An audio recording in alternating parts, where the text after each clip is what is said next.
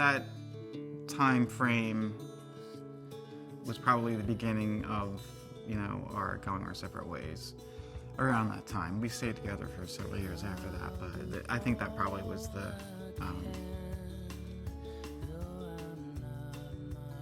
beginning, I guess.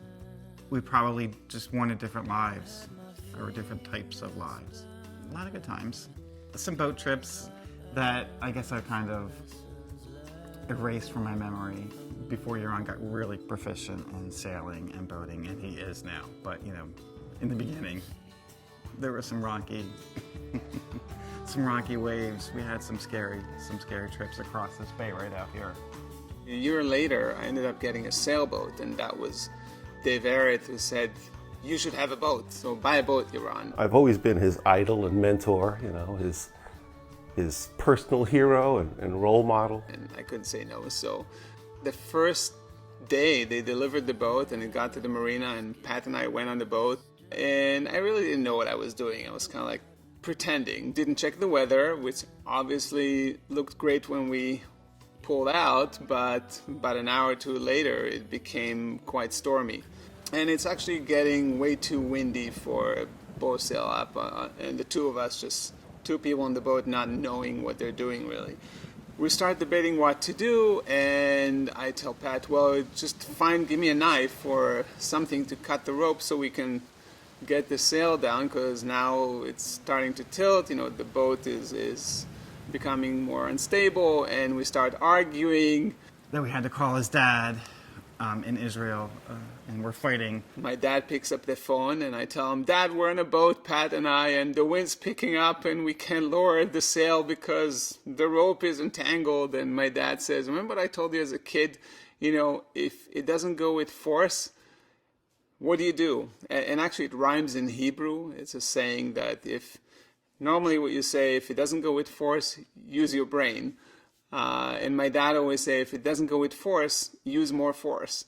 So both Pat and I, with my dad on the phone telling us what to do, just grabbed this rope and pulled it as hard as we can, and we bent the mast a little bit to give us some slack. It started raining real bad, so the debate about the sail became who's the captain and where do we go? What do we do?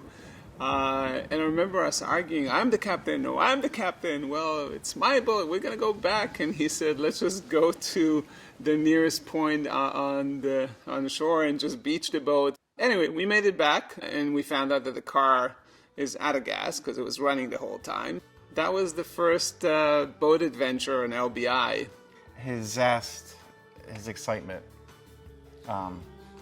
is one of his better qualities. And he gets everyone else excited to do things too. Yeah. I mean, you always have fun when you're out with Yaron. Yeah. I had some good adventures with Yaron over the years. We started dating right away after moving to Philly, which was also right after I came out. Really didn't get to experience dating much or meeting people or what it means to, be gay or go out to a gay bar or chat with, people, go on dates and so forth.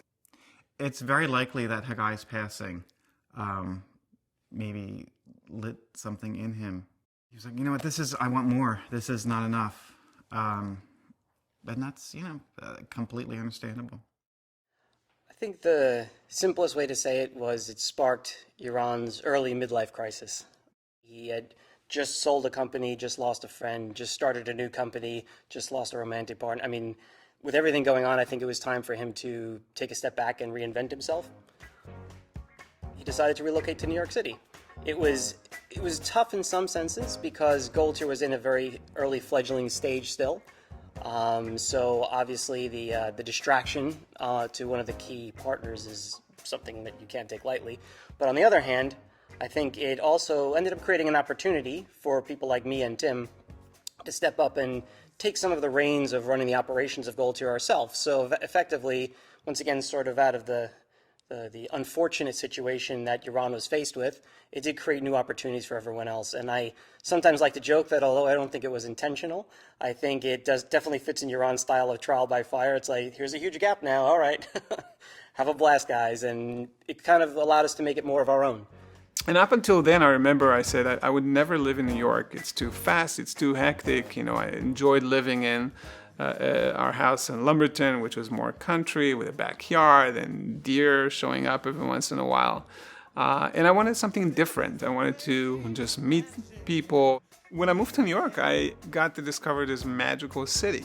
And it's not that other cities, Tel Aviv, for example, doesn't have arts and music and incredible food, probably much better. But I think one of the most amazing thing about New York is the people that you meet here. New York attracts incredible talent and people that are very motivated and want to succeed. Like they say, if you can make it here, you will make it everywhere. But and I think that's true. I'm in a New York state of mind.